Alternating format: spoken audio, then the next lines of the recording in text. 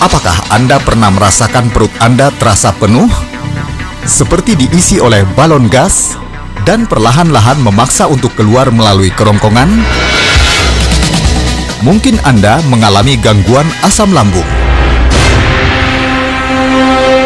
Asam lambung merupakan cairan asam alami yang diproduksi untuk mengaktifkan enzim yang berguna untuk pencernaan. Namun, pola makan dan gaya hidup yang tidak sehat seperti makan yang terburu-buru, tidur setelah makan, hingga kebiasaan merokok dan alkohol dapat meningkatkan produksi asam lambung yang berlebihan. Kenali gejalanya berikut ini.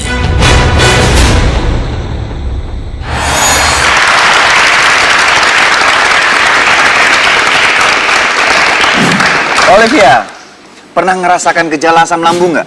Cukup sering ya. Biasanya yang dirasakan berupa apa?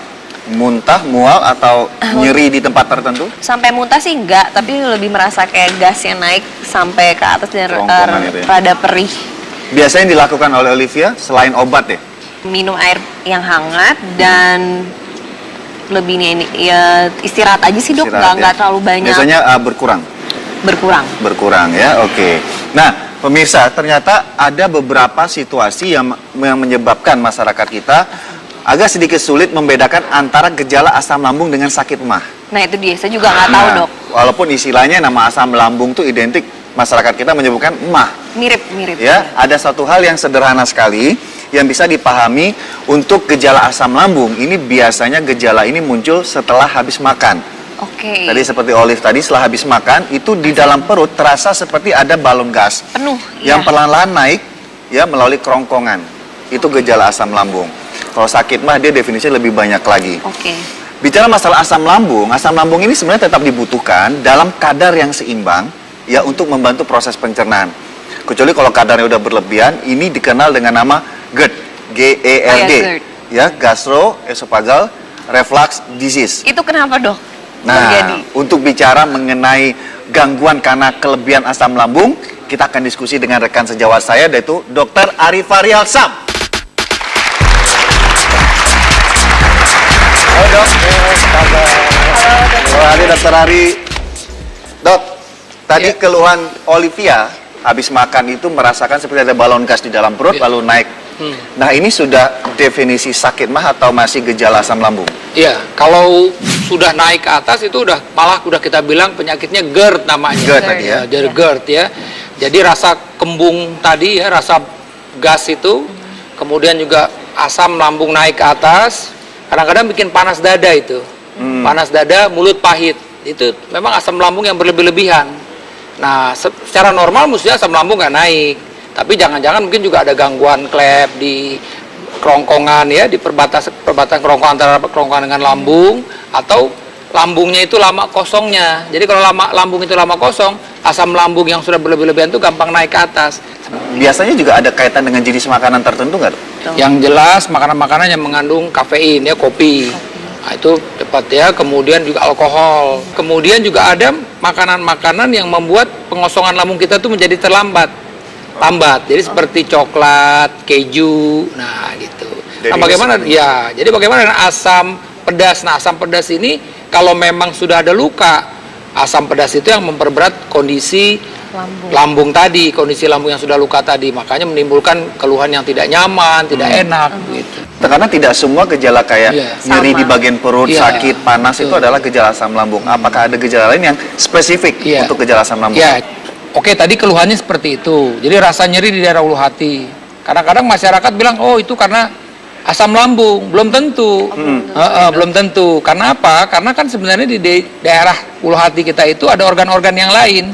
Apa dari pedunya, kandungan pedu, apa dari liver, atau bahkan ada dari bagian bawah jantung itu kalau dia kebetulan ada penyempitan di sana, itu bisa menimbulkan nyeri yang hebat.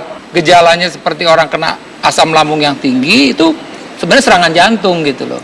Kalau antara asam lambung dengan sakit mah, ini benang merahnya apa, dok? Iya, jadi kalau sakit mah itu kan di lambung ya, sakit mah di lambung. Jadi salah satu orang dengan sakit mah ini adalah karena asam lambung berlebihan. Nah itu tadi, jadi ya kadang-kadang orang ngambil, dok saya ini sakit asam lambung, tinggi, itu sebenarnya karena sakit mahnya itu gitu. Situasi yang Olivia bahwa dengan mengkonsumsi air putih hangat kemudian istirahat, keluhan ini berkurang. Nah, iya. Atau beberapa case atau kasus masyarakat mengkonsumsi obat untuk menyeimbangkan kondisi asam.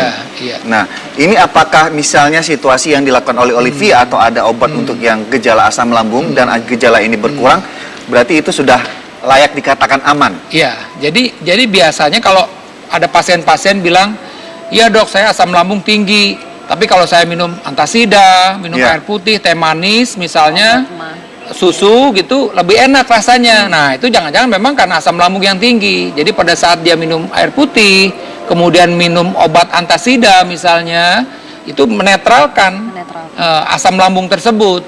Tapi produksi asam lambungnya tidak ditekan oleh obat-obat tersebut, oleh makanan tersebut. Saya mau nanya dok, kalau anak-anak bisa nggak ya dok kena penyakit asam lambung atau mah? Jadi bisa kena semua, anak-anak ya? juga bisa. Saya cenderung sekarang mendapatkan anak-anak 12 tahun, 13 tahun itu udah mempunyai masalah dengan lambungnya. Itu tadi, karena ya pola makan, ya fast food, belum lagi cenderung anak-anak kita ini kan juga senang yang pedes-pedes ya. Bicara masalah makanan ini Olivia, kita ingin memberikan beberapa tips untuk pemirsa yang di rumah dan juga di studio, beberapa makanan yang sebaiknya dikonsumsi dan sebaiknya dihindari, terutama untuk penderita dengan gejala asam lambung. Yuk, Dokter Ari sama Olive ke sini, ke meja. Ini ada beberapa sumber makanan yang bisa mengurangi gejala asam lambung saat asam lambung itu terjadi. Ini adalah yang pertama adalah susu ya dok ya? Susu, tapi ini susunya mesti yang susu yang low fat Low fat, iya. Jangan susu yang full cream, karena kalau susu full cream kan lemaknya tinggi. Justru nanti akan membuat rasa tidak nyaman itu. Mungkin perihnya hilang sebentar, tapi begahnya atau kembungnya jadi berkelanjutan terus ya. Betul. Lalu air putih hangat, ini standar yang sudah harus dikonsumsi saat kondisi tersebut terjadi. Nah, ini yang harus dihindari. Yang pertama adalah keripik. Asinnya tuh. Asinnya ini yang merangsang produksi asam lambung semakin berlebihan ya. Lalu kemudian kebiasaan makan Anda yang terburu-buru, misalnya ditunggu janji sama teman atau gimana, ya, wah makannya cepat, punyanya juga cepat. Ya. Ini juga bisa mempengaruhi ya dok ya? Mempengaruhi, menyebabkan gangguan pencernaan gitu. Nah, di sini ada yang namanya penyedap rasa atau MSG, ya. Ini juga bisa menyebabkan buat asin juga. Asin. Ya. Lalu beberapa buah-buahan yang asam. Ya, asam.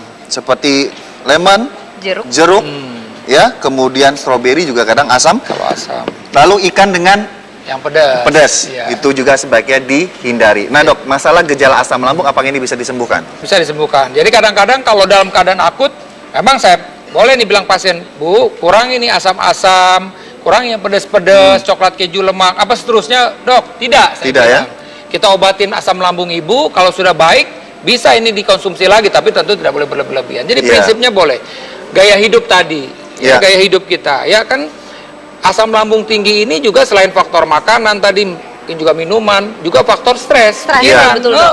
Belum tentu semua asam lambung itu karena telat makan. Iya, pengendalian diri itu yang penting. Nah masalah kesembuhan tentunya selain Anda bisa lakukan terapi pencegahan seperti yang sudah kami sampaikan tadi, ya. Jika keluhan ini berlanjut terus-menerus, sebaiknya segera periksakan ke dokter karena ada ancaman yang beresiko, termasuk kanker lambung itu tadi. Nah, terima kasih Dr. Arif Faryalsyam. Terima kasih. Terima kasih dok. Terima kasih dokter. Setelah ini ada satu yang jarang sekali, udah lama sekali saya tidak membawakan di Dr. Ros Indonesia, yaitu masalah mitos atau fakta. Jangan kemana-mana, tetap di Dr. Ros Indonesia.